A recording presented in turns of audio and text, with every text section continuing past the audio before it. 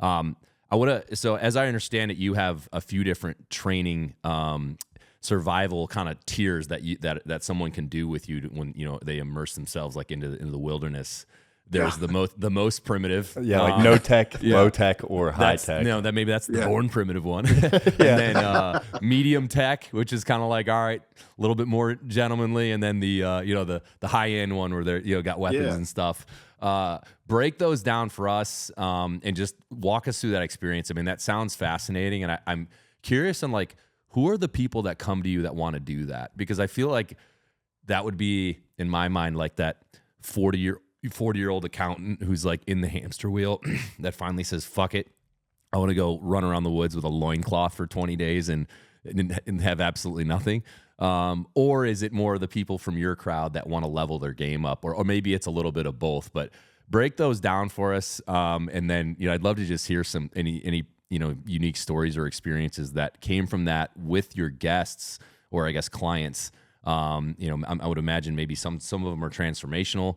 Other ones probably have major buyer's remorse about a day and a half in, where they say, "What the hell am I paying for this when I can be in my New York City condo, watching a football game and drinking a beer, eating a brat." Yeah, I'd love to hear more about that whole program. Sure. Yeah, I mean, as far as high tech, low tech, and no tech, I kind of call those my three praxis that you can operate in, you can educate in. And if we're dealing on that high tech side, well, let me back it up. I kind of base it off that person. All of my classes are specifically designed around that population. I like to run a lot of small groups unless it's a large butchering, because you need a lot more hands in there. But I kind of establish kind of a connection with them and say, let's jump on the phone, let's jump on a Zoom, and let's kind of dive into your pattern of life.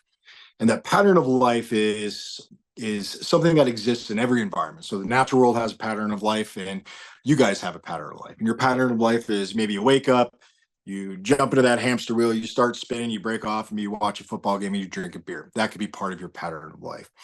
Maybe somebody else likes to go for hikes on the weekend, but they're all into the REI equipment and that outdoor sort of merchandise. So I try to find where they fit in one of those praxis based off their pattern of life. And if they find themselves like, look, I have no desire in any way, shape, or form to live in a cave for a month, then we'll kind of readjust. They're more on that high tech side. They want to use a GPS. They maybe want to use a compass. They want the right way, rain gear and the right boots and all that sort of stuff. So once we kind of establish that, I present to them, what do you do within that pattern of life? Are you going out for a single day hike? Are you going out camping or hunting or whatever that case may be? And then I try to throw them curveballs or scenarios that could exist within that pattern of life. It's kind of those contingency plans. So if you are on a hike and you twist your ankle, you break your ankle, and you've gone remote in whatever region, what's your kind of your pace plan? What's your plan on getting you from safe and secure to your objective, and then all the way back to safe and secure again? And those are kind of what we train in. So if somebody is never going to don a loincloth and carry a homemade bow, but carry a backpack, a water bottle, and a filter, well, what happens when something breaks? And we work those scenarios kind of within what they're going to find themselves. And within those praxis on that high tech side, let's say, I slowly integrate kind of that low tech. So I introduce them by saying, yes, you might have all your warm weather gear. It's appropriate for the time and place. And you brought a ferrocerium rod, which throws sparks. What happens if you drop it? So we're in that high tech praxis where we're slowly going to introduce some kind of low tech sort of things. And that gives them a taste, and it builds confidence that when they don't have something, they have the ability to create, they have the ability to adapt and overcome. So when we operate in those three different practices, if we're in that no tech, I mean, that's stone tools, you pull out your knives. We've all made stone knives. That's what we're using for duration of time. We're wearing animal skins, and everything comes from the land. That is all about an environment where you're surviving. But when we're in that survival mode, in that no-tech environment, we try to aim to thrive, because survival is really, it's just getting by. That's what it is. It's hand to mouth, getting, you're injured, trying to get back to a safe place, or crawl yourself out, or signal for help. So in that no-tech world, we try to move to thriving. When you have sustainable food and water and comfort and safety when you can start to create things that give more leisure. Because if you're operating in any other sort of praxis, it's just getting by. The primitive side, you're looking to maybe you shot a deer and you stretch the hide over an old log and you build a drum. Does it serve into your survival function? No, it's into that thriving. So out of all three zones, the high tech, the low tech, the no tech, it's based on the individual, what they want to learn based off their pattern of life, and then it's a slow introduction into other things. And hopefully someone starts off in that high tech, maybe within a year, 6 months, they're really diving into that low tech to no tech. And that's an easy world to kind of operate in. Maybe you're bringing a wool blanket, employing stone tools, a homemade bow, but you have a steel water bottle that you can boil water in. You're not filtering it, you're just boiling, stream water, something like that. It's not filtered out, it's going to have some particulates, but you're drinking it. So all of these are kind of custom. I don't like to run a lot of calendar courses, as I call it, because then you get 10, 15 people showing up.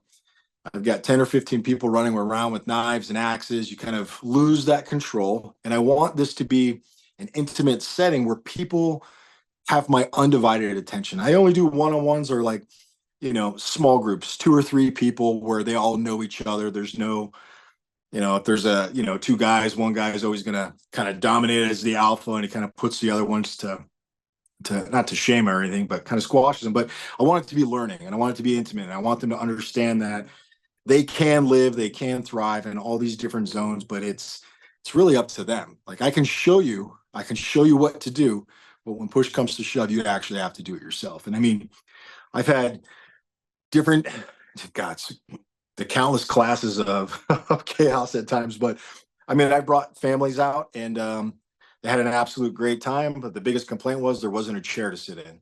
And not being able to correlate, like I can just put my butt on the ground or there's a log I can sit on, it was a chair. I brought out dudes that had been aligned to different ODAs and they kind of operate in that kind of high tech world with all the weaponry and optics. And they just wanted to get down to kind of the bare bones. Like if they had to E&E, escape and evade, what could they do with what they know? What tools could I provide them? And I mean, on that particular occasion, Bear, I mean, you probably know, like you're walking through the bush and all of a sudden you get this iron smell in the air.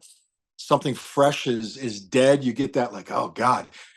And it was me and these 2 ODA guys were walking into the bush and we all kind of stopped right on the backside of this knoll and that odor just hit our nose like, man, something's dead right around here. And most people would walk away.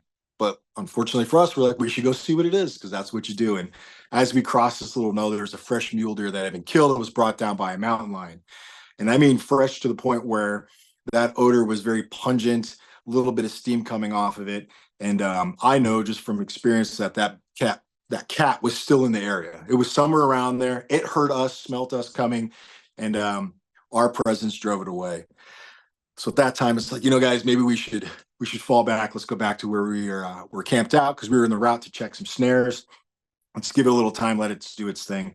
And so we cross back over this knoll. I get to the base of the other side of the knoll, and I'm like, you know what? Why don't you guys head back? I'm going to take advantage of this. And they're like, do not do this. I'm like, absolutely. There's fresh backstrap right on that mule deer. I'm going to go get it. I'm like, if you guys don't see me, come, please come look for me. But as I crossed back over the knoll, that mule deer had been dragged probably another 15 yards closer to this large kind of rock face and outcropping. And I just walked over there in like the purest mode of concentration and focus. And there was something in there hiding, watching me that I couldn't see that could absolutely give me quite a surprise. Pulled out my knife, went down its back, pulled out a big chunk of backstrap, slowly backed up, respected the animal, respected that he killed it. We're in this world together, so it's kind of kill or be killed. Took that backstrap back to the camp where we were. We ate it up for breakfast, but it was one of those extreme situations where, did it have to be done? No, but it's a great point of experience, and I still kind of live with a little do hard things to make you hard, I guess you could say. But love that. In all aspects of teaching, I mean, I started off teaching in a parking lot at a trailhead because I knew that's where the people I was targeting, outdoor people, hunters, backpackers. I lay out a big bison hide or an elk hide, do some hand drills, do some flint napping, somebody will come over and say, "What are you doing, man? Are you okay? Are you homeless? Like, what's going on?" To give them a quick elevator pitch, print off maybe like 200-300 cards from like Vista Print, give them a business card and say, "Call me if you want to learn how to do these things." And it just kind of went from there. So as that introductory phase, sitting in those parking lots napping, I've had to kind of identify within that target audience and that customer the different needs, wants, and desires that they have, and find a way to address it. I can't address it with 40 people, but I can address it in that small little team, 2, 3 people, or really, really one-on-ones. And that's been, 18-year-old kids that have, addiction to nicotine and marijuana. Well, let me drag them up in the mountains for 2 weeks. We'll find a real kind of alternative to that. And that's showing them how to go to a stream where there's trout swimming and then catch those trout with their hand. That they pull out a trout with their hand, and you're like, all right, man, we're eating tonight. And they're like, I can't believe I just did that.